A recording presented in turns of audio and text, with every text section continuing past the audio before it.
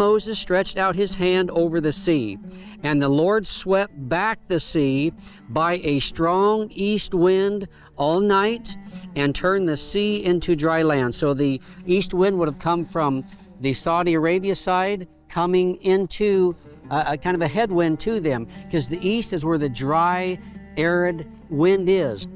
So the waters were divided. The sons of Israel went through the midst of the sea on the dry land, and the waters were like a wall to them on their right and on their left.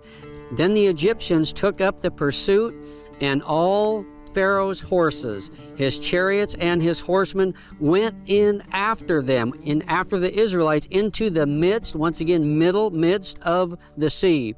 At the morning watch, the Lord looked down on the army of the Egyptians. So it appears that the Israelites crossed over and were over.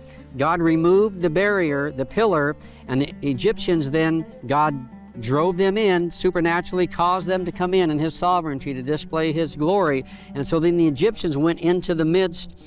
And it says, at the morning watch, the Lord looked down on the army of the Egyptians through the pillar of fire and cloud and brought the army of the Egyptians into confusion.